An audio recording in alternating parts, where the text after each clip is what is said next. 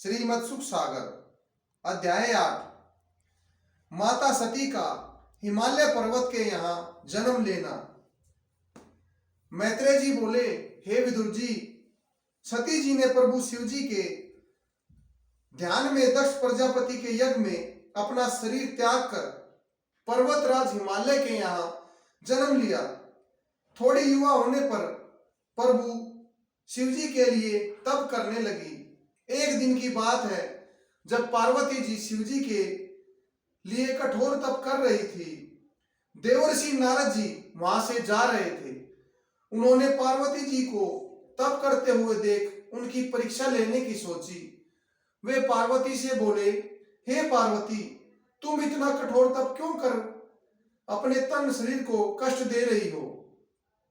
नारद जी को वहां देखकर उनकी यह बात सुनकर पार्वती जी ने उन्हें प्रणाम किया और हाथ जोड़कर कहने लगी, हे देवर्षि नारद, मैं महादेव को प्रसन्न करने के लिए तप कर रही हूं, क्योंकि मेरी इच्छा है कि मेरा विवाह शिव जी के साथ हो।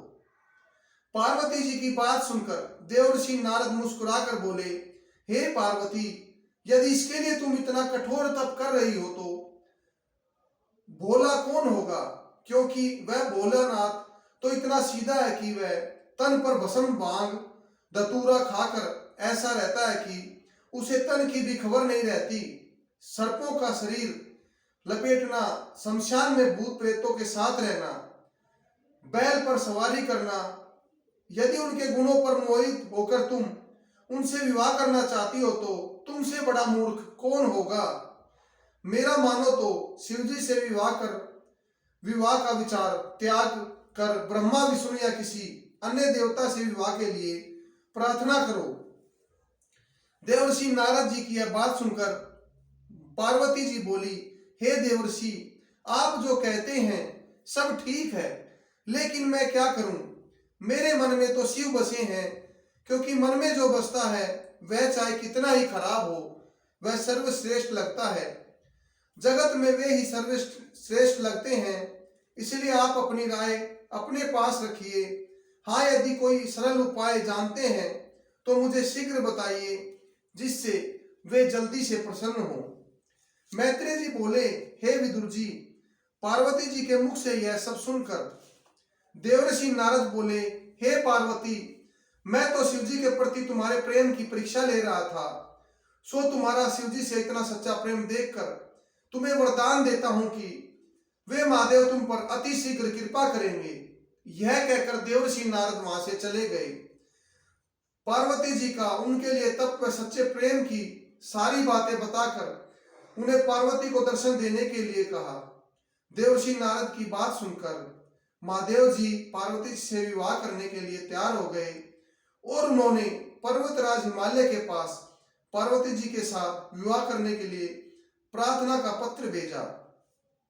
पर्वतराज हिमालय व उसकी पत्नी पत्र पढ़कर बहुत प्रसन्न हुए और उन्होंने अपनी पार्वती को यह समाचार सुना दिया। पर्वतराज हिमालय द्वारा विवाह लगन भिजवाने पर महादेव शिव जी नंदी पर सवार होकर अपने साथ भूत प्रेतों की बारात लेकर आए। ऐसे अनोखे भयंकर बाराती देखकर नगर के समस्त नर नारी बालक भयभीत होकर ऐसे भागे कि किसी ने पीछे मुड़कर नहीं देखा। पर्वतराज हिमालय अपनी इतनी सुंदर कन्या पार्वती विवाह कैसे ऐसे कुरूपधारी से कर सकते हैं? इससे तो वह कुंवारी ही भली है। समस्त नगरवासियों के मुख से महादेव शिव के ऐसे के लिए कटु वचन सुनकर पार्वती जी ने उनसे हाथ जोड़कर विनती की, हे प्रभु, आप अपने इस रूप को छिपाकर अपने सर्वश्रेष्ठ रूप को धारण कर लीजिए। पार्वती की प्रार्थना सुनकर महादेव ने अपना रूप बदला और अपना सुंदर सर्वश्रेष्ठ रूप धारण किया। उधर से ब्रह्मा जी व विष्णु जी भी समस्त देवताओं के साथ आ गए। फिर पर्वतराज हिमालय ने विधि विधान से अपनी पुत्री पार्वती का विवाह करके उन्हें बहुत दान द्रव्य देकर विदा किया। हे सुखदेव जी, हे राजन, जगत में कोई भी प्राणी या नर नारी ध्यान लगाकर सच्चे मन से महादेव विवाह की कथा को सुनेगा, उन पर सदैव शिव शंकर कृपा करेंगे।